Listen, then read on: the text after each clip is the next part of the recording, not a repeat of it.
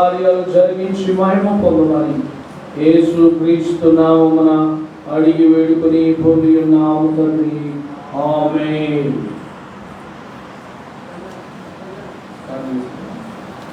దేవుని స్తోత్రం. హల్లెలూయా. దేవుని స్తోత్రం. ఈ సమయంలో మరి యొక్క మొదటి 5 దినాల ఉపవాస ప్రార్థనలో దేవుని యొక్క మార్చలో మన మీద మరి దేవుని వాక్యాన్ని మనం చదువుకున్నాం. చూడండి, పరిశుద్ధ గ్రంథంలో నుండి హోషేయ గ్రంథము 11వ అధ్యాయము. హోషేయ గ్రంథము 11వ అధ్యాయము 9వ వచనాన్ని మనం చదువుకుందాం. 9వ వచనం.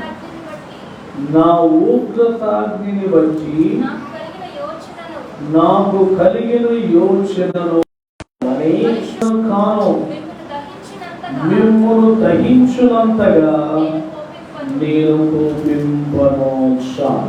దేవుడి మాటలో మన యొక్క వెలుగులో దీవించుగాక. ఆమేన్. ఈ యొక్క చదువుబడిన వాక్య భాగంలో మనం చూసినట్లయితే, నేను మీ మధ్య పరిశుద్ధ దేవుడను గాని మనుష్యుడను కాను. దేవుని యొక్క వాక్యములో దేవుడు మనుష్యుడు కాడు. దేవుడు మనుష్యుడు కానప్పుడు దేవుని పిల్లలు కూడా మనుష్య రీతితో కూడినటువంటి ఆలోచనలు కలిగి ఉండకూడదు. ఇంకొక మాటలో చెప్పాలి అంటే, దేవుడు దేవుడే కానీ ఆయన మనుష్యుడు కాడు. అంటే మనుషుని యొక్క స్వభావమును, మనుషుని యొక్క ఉద్దేశాలను, మనుషుని యొక్క పోలికలను కలిగినటువంటి వాడైతే కాడు. కాబట్టి అంటున్నాడు, నేను మీ మధ్య పరిశుద్ధ దేవుడను కానీ మనుష్యుడను కాను. అయితే దేవుని సన్నిధిలో మనం ఆలోచన చేసినట్లయితే, దేవుని యొక్క వాక్యములో మనం చూస్తాం కదా, ఏమంటున్నాడో తెలుసా? దేవుని యొక్క ఆలోచనలు ఎలాంటివి అనంటే, దేవుని సన్నిధిలో మనం చూచినట్లయితే ఏమంటాడో తెలుసా అండి? దేవుని యొక్క క్రియలు ఎలా ఉంటాయో, దేవుని పిల్లలు అనబడినటువంటి వారి యొక్క క్రియలు కూడా అలాగే ఉండాలి. దేవుని పిల్లలు అనబడినటువంటి వారి యొక్క ప్రవర్తన, వారి యొక్క ఆలోచనలు, వారి యొక్క ఉద్దేశాలు ఎప్పుడైతే అలా ఉంటాయో, ఖచ్చితంగా దేవుడు ఏం చేస్తాడంటే వారి జీవితంలో దేవుని యొక్క కార్యాలను వారు చూడగలుగుతారు. అందుకని దేవుని యొక్క వాక్యములో మనం చూసినట్లయితే, మొదటిగా దేవుని యొక్క లక్షణాలను మనం చూద్దాం. ఎందుకంటే దేవుడు అంటున్నాడు, నేను దేవుడనే గాని మనుష్యుడను కాను. అంటే దేవుడు ఎలాంటి జీవితాన్ని కలిగి ఉంటాడు? దేవుని పిల్లలు ఎలాంటి జీవితాన్ని కలిగి ఉండగలుగుతారు? ఎలాంటి జీవితాన్ని కలిగి ఉంటే దేవుడు వారిని ఆశీర్వదించగలడు? అందుకని దేవుని వాక్యంలో మనం చూస్తే, సంఖ్యాకాండము 23వ అధ్యాయము 19వ వచనంలో మనం చదువుకుంటాం కదా. సంఖ్యాకాండము 23వ అధ్యాయము 19వ వచనం. దేవుడు అబద్ధమాడుటకు ఆయన మానవుడు కాడు, పశ్చాత్తాపపడుటకు ఆయన నరపుత్రుడు కాడు. ఆయన చెప్పి చేయకుండా, ఆయన మాట ఇచ్చి స్థాపింపకుండునా. ఇక్కడ మనం ఆలోచన చేసినట్లయితే, దేవుడు అంటున్నాడు కదా, ప్రవక్త అయిన హోషేయ ద్వారా దేవుడు మనతో మాట్లాడుతున్నటువంటి మాట ఏంటి అనంటే, మీ మధ్య నేనున్నాను, కాబట్టి నేను మనుష్యులను కాను. చాలా మంది యొక్క చులకన స్వభావం ఏంటంటే, దేవుడు వారి మధ్య ఉన్నప్పుడంట వారికి ఒక ఆలోచన ఉంటుంది. ఏంటి ఆ ఆలోచన అంటే, దేవుని సన్నిధిలో వారు ఎలాంటి ఆలోచన కలిగి ఉంటారంటే, దేవుడు కూడా మనలాంటి వాడేలే, దేవుడు కూడా మనలాంటి మానవుడే. ఇంకొక మాటలో చెప్పాలి అంటే, ఆయన సత్యవంతుడు. ఎలాంటి వాడు అంటే సత్యవంతుడు. ఆయనలో సత్యం ఉంది, ఆయనలో అబద్ధం లేదు. మరి మనుషుడు ఏం చేస్తాడంటే అబద్ధం ఆడుతాడు, మనుషుడు ఏం చేస్తాడంటే అసత్యాన్ని మాట్లాడతాడు, మనుషుడు ఏం చేస్తాడంటే అసత్యం కొరకు జీవిస్తాడే కానీ సత్యము కొరకు జీవించటం అనేటువంటిది ఏ మాత్రములో కూడా అతడు ఇష్టపడడు. అందుకని దేవుడు సత్యవంతుడు, అందుకే ఆయన మనుష్యుడు కాడు. మనుష్యుడు అసత్యాన్ని కలిగి ఉన్నాడు కనుక అందుకే మనుష్యుడు లోక సంబంధమైన జీవితాన్ని కలిగి దేవుని బిడ్డగా సత్యమును కలిగి ఉండలేకపోతున్నాడు. బైబిల్ గ్రంథంలో మనం చదువుకున్నట్లయితే, మీరు ఒకరితోనొకడు సత్యముని చెప్పవలెను. ఏం చెప్పాలంటే సత్యముని చెప్పవలెను. అబద్ధాన్ని చెప్పకూడదు, అసత్యాన్ని చెప్పకూడదు. ఇంకేమన్నాడంటే చెయ్యలేనటువంటిది చెప్పకూడదు. అక్కడ అంటున్నాడు కదా, ఏమన్నాడు? ఇదిగో ఆయన చెప్పి చేయకుండునా. అంటే దేవుడు తన ఏదైనా ఒక మాట చెప్పాడంటే ఆయన ఏం చేస్తాడో తెలుసా? దేవుడు నెరవేరుస్తాడు. మరి బైబిల్ గ్రంథంలో అనేక మంది పితరులతో దేవుడు చెప్పాడు ఒక మాట. ఆ మాట చెప్పినప్పుడు మనం ఏం చేయాలి? దేవుని పిల్లలంగా మనం కూడా దేవునితో చెప్పిన మాటను మనం నెరవేర్చాలి. మనం రక్షణ పొందినప్పుడు, బాప్తిస్మం పొందినప్పుడు దేవుని సన్నిధిలో మనం ఏమని జవాబిస్తాం? ఏమని దేవునికి అప్పగించుకుంటాం? చదవండి, దేవుని వాక్యం చదువుకుందాం. హెబ్రీయులకు రాసిన పత్రిక 3వ అధ్యాయము 1వ వచనాన్ని చదువుదాం. హెబ్రీయులకు రాసిన పత్రిక 3వ అధ్యాయం 1వ వచనం. ఇందువలన పరలోక సంబంధమైన పిలుపులో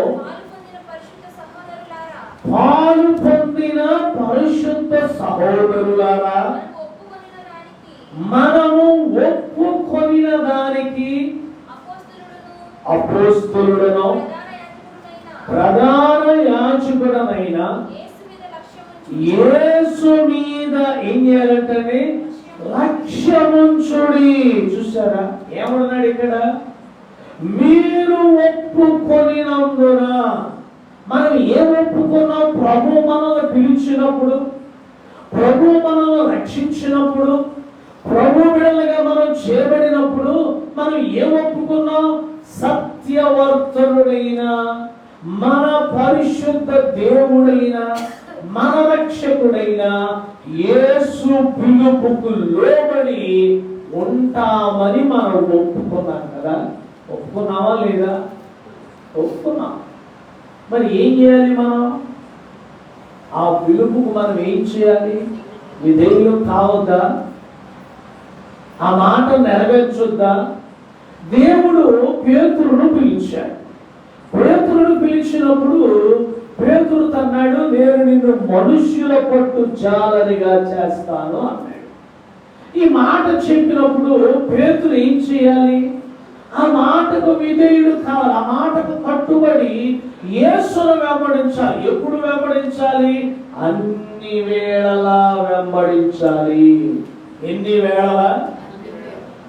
కలిమిలోను, ఎవరి లేమిలోను, కష్టములోను, సంతోషములోను, ఎవరి ప్రతి శ్రమలోను, ప్రతి దుఃఖములో కూడా దేవుని వెంబడించాలి. దేవుని వెంబడిస్తామని మనం ఏం చేసాం? ఒప్పుకున్నాం. అదే మనం చదువుకున్నాం. చదవండి మరొకసారి ఆ వచనాన్ని మొదటి భాగాన్ని చదవండి. మనము ఒప్పుకొనిన దానికి యేసు మీదే లక్ష్యం ఉంచాలి. ఎవరి మీద లక్ష్యం ఉంచాలి? మనం ఏం చేస్తాం? దేని మీద లక్ష్యం ఉంచుతాం? సహజంగా ఏమండి దేని మీద లక్ష్యం ఉంచుతాం?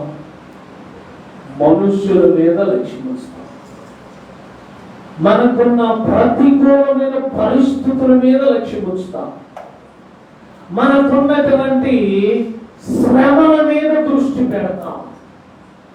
ఏంటి శ్రమలు, ఏంటి పరిస్థితులు, ఏంటి స్థితిగతులను ఆలోచన చేస్తే ఇవన్నీ కూడా ఈ లోకములో బ్రతికేటువంటి జీవితం కొరకు వచ్చేటువంటి శ్రమలే తప్ప ప్రభు కొరకు బ్రతకడానికి, ప్రభు యొక్క పరిశుద్ధుల సహవాసములో పాలిభాగస్థుల మగుటకు కలిగేటువంటి శ్రమలు కాదు సుమా. ఏమండి దాని కొరకు కలిగేటువంటి శ్రమలు కాదు. దాని కొరకు కలిగే శ్రమలను అపోస్తలులు వారు భరించారు. అందుకనే వారు పిలుపుకు ఒప్పుకొనిన దానికి వారి ప్రాణాలైనా త్యాగం చేయగలిగారు. వారి జీవితాలను బలియాగంగా ఇవ్వగలిగారు. మరి దేవుని సన్నిధిలో మనము అంత త్యాగంలోకి రావాలి అంటే ముందు అసలు ఈ కొద్దిపాటి త్యాగం మనం చేయాలి కదా. ఈ కొద్దిపాటి సమర్పణ మనం చేయాలి కదా. ఈ పాటి సమర్పణ, ఈ పాటి త్యాగం మనం చేయలేకపోతే మనలో సత్యం అనేది పొరబడుతుంది. మనలో సత్యముతో కూడిన భక్తి కొనువైపోతుంది. అందుకని అంటున్నాడు, దేవుడు సత్యవంతుడు, ఆయన అబద్ధమాడుటకు ఆయన మనుష్యుడు కాడు. కాబట్టి ఆయన సత్యాన్ని చెప్తాడు. ఆయనకు సైతము ఆయనే సత్యవంతుడు, ఆయనే సత్యవంతుడు, ఆయన సత్యము కొరకు నిలబడేటువంటి వాడు. లోకమంతా ఒక ప్రక్క నిలబడింది. యేసు ప్రభు ఒక్కడే పిలాతు ఎదుట ఏం చేయబడ్డాడు? ఒక్కడే నిలబడ్డాడు. అప్పుడు పిలాతు అంటున్నాడు కదా, నీవు గనక ఏదైనా నోరు తెరిస్తే నేను ఏదైనా నీవు విడుదల పొందటానికి సహాయం చేయగలను అంటే అప్పుడు యేసు ప్రభు అంటున్నాడు కదా, ఏమంటున్నాడు? ఇదిగో నా తండ్రి నీకు ఆ అధికారం ఇస్తే తప్ప, అందుకు యేసు పై నుండి నీకు తండ్రి అధికారాన్ని ఇస్తే తప్ప నా మీద నీకు ఏ అధికారం లేదు. చూసారా ఏమన్నాడు? అందుకు యేసు ప్రభు అన్నాడు, ప్రాణము పెట్టడానికైనా ప్రాణాన్ని ఇవ్వటానికైనా నాకు అధికారం. ఆయన సత్యమే చెప్పాడు, ఆయన నిజమే చెప్పాడు, వాస్తవమే చెప్పాడు. కానీ ప్రజలందరూ కూడా ఏం చెప్తున్నారు తెలుసా? అబద్ధం చెప్తున్నారు. ఏమని? వీడు దయ్యము పట్టిన వాడై ఉండి ప్రజలకు స్వస్థతలు చేశాడు, దయ్యము పట్టిన వాడై ఉండి ప్రజలను బాగు చేశాడు అని అంటున్నారు. అంటే ఈ లోకంలో అబద్ధం ఎలాంటిదో చూడండి.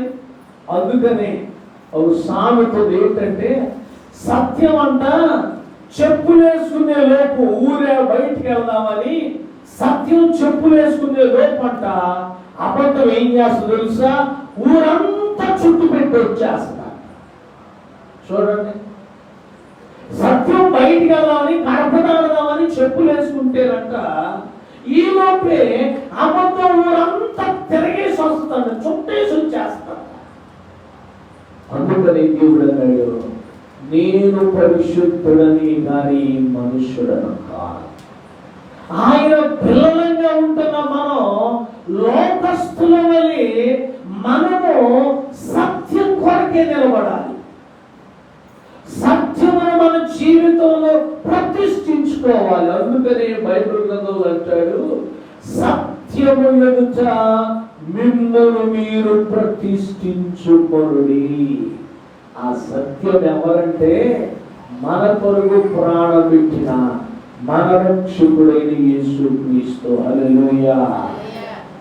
ఆయన మన కొరకు సత్య స్వరూపిగా వచ్చాడు ఈ లోకానికి. ఆయన ఎదుట ఇదిగో మనము సత్యవర్తనముగా ఆయన ఎదుట జీవించాలంటే మనలో ఏం రావాలో తెలుసా? ప్రతిష్ఠత రావాలి, ప్రతిష్ఠ చేసుకోవాలి. ఆ సత్యం కొరకు నేను నిలబడతా, ఆ అబద్ధం కొరకు నేను నిలబడను, ఆ అసత్యం కొరకు నేను నిలబడను, ఆ అపవిత్రత కొరకు నేను నిలబడను. ఎవరి ఒక్క చిన్న అబద్ధం ఒక మనుషుని ఏం చేసింది తెలుసా అండి? నెత్త నిలువున ముంచేసింది. అననీయ సభ్యుల జీవితం ఏమైపోయింది? ఆదాము అవ్వల జీవితం ఏమైపోయింది? మనం కూడా వస్తానంటాం కానీ ఏం చేస్తామో తెలుసా? చెప్పండి, ఏం చేస్తాం? చెప్పండి, ఏం చేస్తామండి? మనం ఏం చేస్తాం అంటే ఇప్పుడు ఏం చెప్పాం? మనం నిజం చెప్పామా, అబద్ధం చెప్పామా? ఎవరి అదే మన జీవితంలో ఏదైనా పరిస్థితి అనేటువంటిది ఉందనుకోండి, దాని విషయంలో మనం ఏం చేస్తాం? లోక విషయంలో ఖచ్చితంగా మాట మీద నిలబడతాం, దాని మీద నిలబడతాం. అందుకని అంటాడు, చదవండి కీర్తనలో 15వ కీర్తన.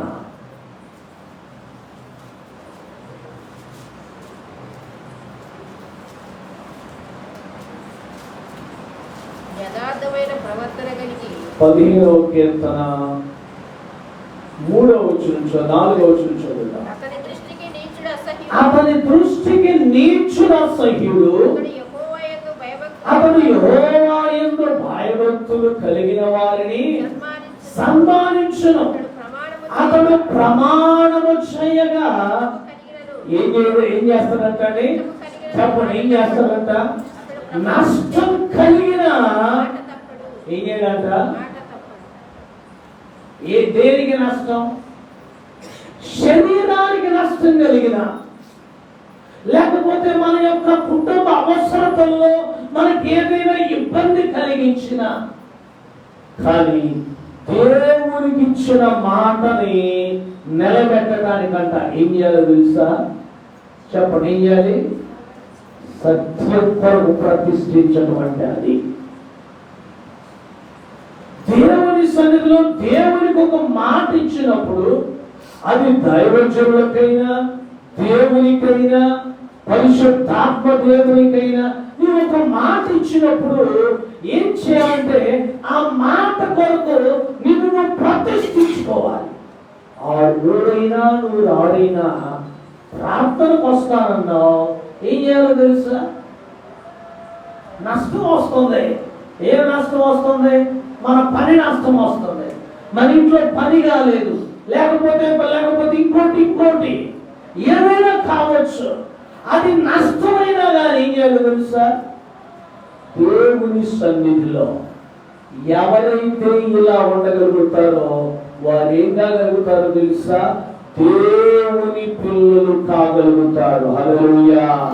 ఇంకా బైబిల్ గ్రంథంలో కీర్తనకారుడు అంటాడు కదా, మీరు దైవములని ఆయన మీరు ఎరుగరా, ఆయన మీతో చెప్తున్నాడు. మనం ఎవరు అంటండి?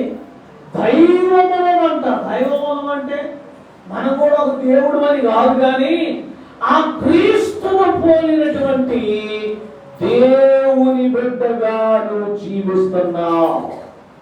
దేవుని బిడ్డగా నువ్వు ఉండాలి. అలా ఉంటున్నావా? అలా ఉండాలి అంటే సత్యానికి మనము కట్టుబడి ఉండాలి. చిన్న ఉదాహరణ, పెళ్లి చేసుకునేటప్పుడు భర్త అంటాడు కదా, ఏమంటాడు? ఇదిగో నిన్ను పోషించి, నిన్ను ఆదరించి, నిన్ను సంరక్షించి, ఇదిగో నా జీవిత కాలం అంతా కూడా నిన్ను నా భార్యగా నేను అంగీకరిస్తున్నాను అంటాడు. ఆ మాటకు కట్టుబడినటువంటి భర్త ఏం చేస్తాడు? ఖచ్చితంగా కనీసం భార్యకి తినడానికి, ధరించడానికి, ఉండడానికి కనీసం ఏం చేయాలి? ఏం చేయాలంటండి? ఏం చేయాలి? దానికి కట్టుబడిన వాడైతే కనీసం నువ్వు ఒక ముద్ద ఎలా తింటున్నావో 3 పూట్ల, నీ భార్య కూడా 3 పూటల 3 ముద్దల భోజనం పెట్టాలి. పెడుతున్నావు, పెట్టట్లేదు. ఎంతమంది పెట్టట్లేదు? ఎవరు పెడుతున్నారు? ప్రతి ఒక్కరు కూడా పెడుతున్నారు. ఎవరు పెడుతున్నారు చెప్పనా? ఈవెన్ కనీసం వీధుల వెంబడి తిరిగి అడుక్కునే వారు కూడా పెడుతున్నారు. వారికి తెలుసు వారి బాధ్యత, వారు చేసుకున్న నిబంధన వారికి తెలుసు. ఆ బాంధవ్యం యొక్క విలువ, అర్థం వారికి అర్థమయ్యింది.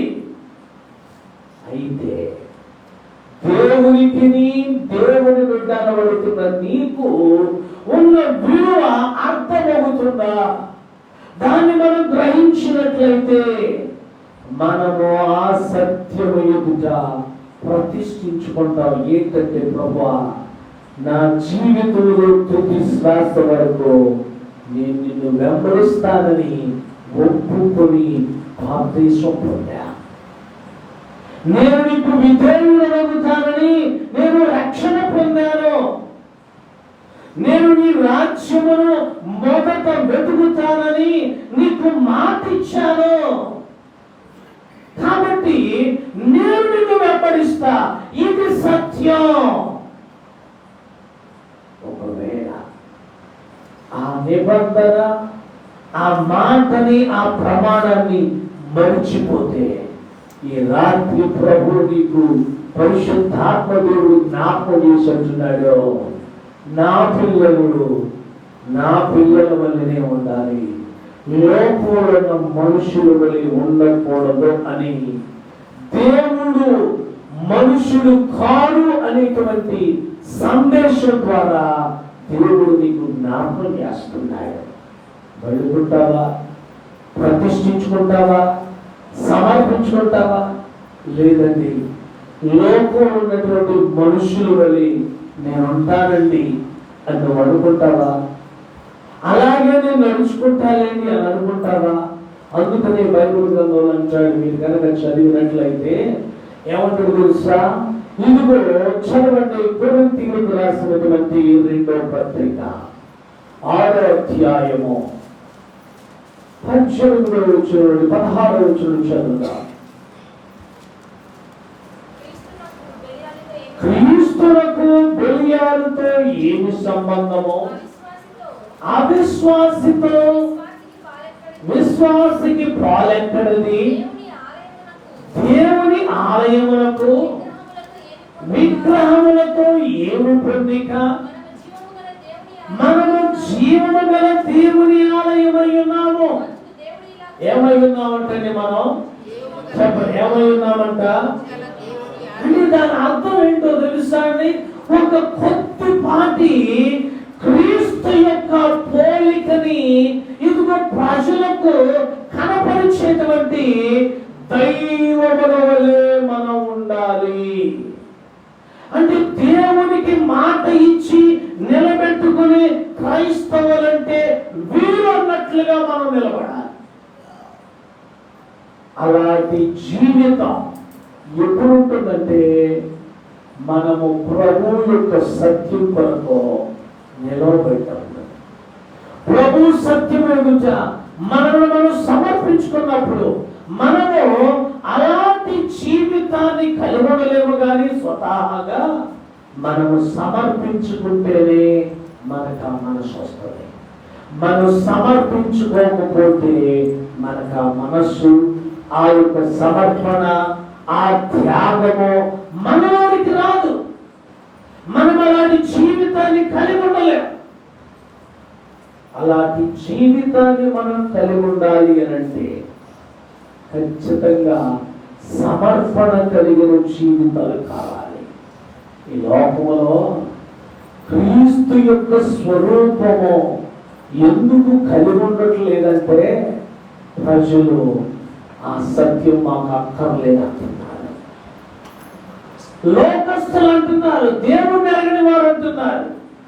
ఇప్పుడు దేవుణ్ణి ఎరిగిన వారు కూడా అలా అనకపోయినా అన్నట్టు ప్రవర్తిస్తున్నారు, అన్నట్లుగా నడుచుకుంటున్నారు, అన్నట్లుగా క్రియారూపకముగా కనపరుస్తున్నారు. అలా కనపరిచినప్పుడంట ఆయన స్వరూపం మనలో మరుగైపోతుంది, మన స్వరూపం మనలో బయటకు వస్తుంది. అందుకని మీరు జీవము గల దేవుని ఆలయమై ఉన్నారు. మీరు జీవము కలిగిన దేవుని ఆలయమై ఉన్నారు. అయితే వారు ఎలా ఉంటారు తెలుసా? సత్యము కొరకు సమర్పించుకుని దేవుని బిడలగా ఉంటారు. దేవుని సన్నిధిలో అలాంటి జీవితం మనకుండా. బైబిల్ గ్రంథంలో రూతు నయోమిని వెంబడించడానికి ఏం చేసిందంటే మనస్సును కుదుర్చుకోవాలి. ఏం చేసిందంట? చదవన మాట చదవండి.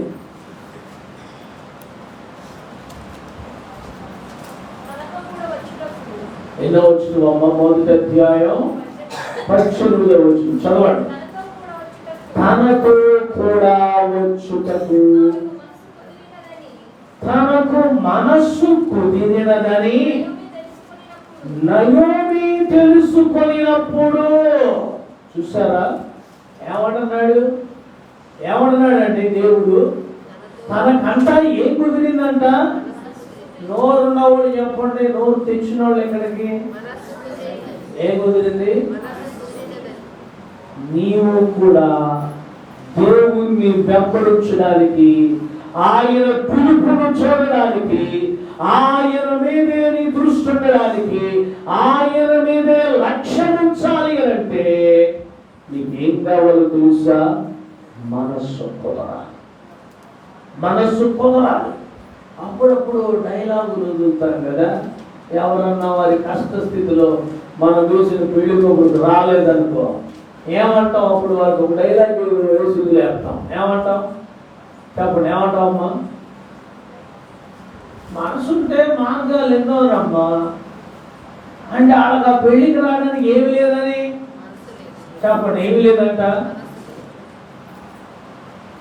మనం దేవుణ్ణి వెంబడించడానికి ఇప్పుడు చెప్పు, సత్యం నిజం చెప్పు, ఉందా మనసు? అందుకని అంటున్నాడు, మీరు చదవండి. హెబ్రీయులకు రాసిన పత్రిక 3వ అధ్యాయం 1వ వచనం. ఇందువలన పరలోక సంబంధమైన పిలుపు. ఏమంటే ఏ పాలు పొందామంట మనం? చెప్పండి, ఏ పాలు పొందామంట? పరలోకమందున్న దేవుని పిలుపులో పాలు పొందాం మనం. ఒకవేళ ప్రభువు గనుక నిన్ను పిలవకుండా ఉండుంటే, ప్రభువు గనుక నిన్ను రక్షింపకుండా ఉండుంటే, నువ్వు ఈ లోకములో జీవించేటువంటి అపవిత్రుల వలె, ఇదిగో నేరస్తుల వలె, లేకపోతే దోషకుల వలె, లేకపోతే శాపగ్రస్తుల వలె, లేకపోతే బలహీనుల వలె ఏ స్థితిలో ఎక్కడుండేటువంటి వ్యక్తివో, లేకపోతే ఈ లోకములో కాలగర్భములో కలిసిపోయినటువంటి వారిలో ఒకరిగా ఉండేవారమేమో. కానీ దేవుడు ఏం చేశాడు తెలుసా? ఆ పరలోక సంబంధమైన పిలుపులోనికి పిలిచాడు. మనల్ని చీకటిలోనికి పిలిచాడు, మనల్ని వెలుగులోనికి పిలిచాడు. వెలుగై ఉన్న యేసు మీద లక్ష్యం ఉంచడానికి పిలిచాడు. ఆ పరిశుద్ధుల సహవాసంలో ఉండడానికి పిలిచాడు. ఆ ప్రార్థన సహవాసంలో ఏకీభవించడానికి పిలిచాడు. దానికి మనం ఏం చేసాం? ఒప్పుకున్నాము. నేను నీ పిలుపును వెంబడిస్తానయ్యా, నేను నీ సత్యము కొరకు నిలబడతానయ్యా, నేను నీ సన్నిధిలో నీ కొరకు జీవిస్తానయ్యా అని ఎప్పుడైతే మనం వెంబడించామో ఆ సత్యవర్తుడైన మన రక్షకుడైన యేసు కొరకు మనల్ని మనం సమర్పించుకోవాలి, ప్రతిష్ఠించుకోవాలి. ఆ ప్రతిష్టతను అప్పుడు ప్రతిష్ఠించుకున్నాం, ఎప్పుడు పొందిన 10 సంవత్సరాల క్రితం. ఇప్పుడు ఏమైంది ఆ ప్రతిష్టత? ఇప్పుడు ఎందుకు మనుషుల వైపు చూస్తున్నాం? ఎందుకు లోకం వైపు చూస్తున్నాం? యేసు ప్రభు ఈ భూలోకములో ఉన్న దినాల్లో కూడా ఆయన శరీరధారిగా మానవుడైనప్పటికీ కూడా ఆయన మనుషుల వైపు చూడలేదు. చూశాడా అండి? ఏమన్నాడు? తండ్రి, నీ చిత్తమైతేనే ఈ గిన్నెను నా యొద్ద తీసివేయి అన్నాడు. ఇది పరలోకమందున తండ్రికి తప్ప మరి ఎవరికి తెలియదు అన్నాడు. అనేక మంది కూడా సాక్ష్యం ఇచ్చారు, నీవు దైవ శక్తిని కలిగుంటేనే తప్ప నువ్వు ఇన్ని గొప్ప కార్యాలు చేయలేమన్నారు. అంటే అతడు దేవుడుగా ఉన్నాడు, మనుష్యుడిగా ఈ లోకంలో ఉన్నా కానీ ఆయన దైవ సంబంధమైనటువంటి దృష్టి ఎక్కడుందంటే దేవుని మీద, తను పంపిన తన తండ్రి మీదే ఉంది. అందుకని అంటున్నాడు, పరలోకమందున్న నా తండ్రి చిత్తం నెరవేర్చడమే నాకు భోజనమును ఆనవలైనది. ఎంతగా మినహాయించి నాకు వేరే ఉండలేదు. అందుకని దేవుడు పరిశుద్ధ దేవుడే కానీ మనుష్యుడు కాదు. మనం ఎందుకు లోకస్తులుగా ఉండాలి? మనం ఎందుకు లోకంలో మనుషుల వలె అసత్యం కొరకు, అపవిత్రత కొరకు, ఈ లోకములో ఉన్న వాటి కొరకు మన యొక్క దృష్టిని మలచి వాటి మీదే మనసు పెట్టి ఆ పరిస్థితుల మీదే మనం ఉండి అక్కడే ఉంటాం. ఏ కుటుంబంలోనైనా సమస్యలు ఉన్నాయి, ఏ భార్యాభర్తల మధ్యనైనా సమస్యలు ఉన్నాయి, ఏ తల్లిదండ్రులు పిల్లల మధ్య సమస్యలు ఉన్నాయి. సమస్యలు లేని ఇల్లు ప్రపంచంలో ఎక్కడా లేదు. అయితే నీ యొక్క దుష్టత ఎక్కడుండాలి అంటే నిన్ను పిలిచిన పరలోకమందున్నటువంటి పరిశుద్ధ దేవుడు అని చెప్పుకుంటున్న నీ రక్షకుడైన యేసు మీదే నీ దృష్టి ఉండాలి, నీ యొక్క లక్ష్యం ఉండాలి, నీ సమర్పణ ఆయన కొరకు కలిగి ఉండాలి. అప్పుడు నువ్వు సత్యం కొరకు జీవించగలుగుతావు. దేవుని సన్నిధిలో అలాంటి భక్తుల్లో, దేవుని సన్నిధిలో పౌలు కూడా ఒక గొప్ప భక్తుడు. అందుకని ఆయనకు ఒక బిరుదు ఏంటంటే మహాశివుడు అనబడిన పౌలు అని రాయబడి ఉన్నాయి. ఆయన గొప్ప వ్యక్తిగా ప్రభు కొరకు సమర్పించుకొని అన్నాడు కదా, ఈ లోకములో ఉన్న వాటినన్నిటిని నష్టపరుచుకొని సమస్తమును పెంటగా ఎంచుకుంటున్నాను అన్నాడు. ఈ వాక్యం మనందరికీ బాగా తెలుసు. ఏమండి? అందుకని నష్టము కలిగినను ఇది కూడదంట మాట తప్పమాట. ప్రభువుకు మాట ఇచ్చాం, ప్రభుతో పెట్టుకున్నాం. దేవా, నీ వైపే నేను చూస్తానయ్యా, నీ గుడి వైపే నేను చూస్తా, నీ పిలుపు వైపే నేను చూస్తా, నీ రాజ్యం వైపే చూస్తా, నిన్నే నేను వెంబడిస్తా, నీవిచ్చిన మాట కొరకు నేను నిలబడతాను ప్రభువా అని ప్రభు సన్నిధిలో ఆ సత్యము కొరకు ప్రతిష్ఠిస్తే నువ్వు కూడా శరీర సంబంధివి కాకుండా ఆత్మ సంబంధివిగా, ఆత్మానుసారుడైన దేవుని బిడ్డగా ఈ లోకంలో జీవించగలుగుతాం.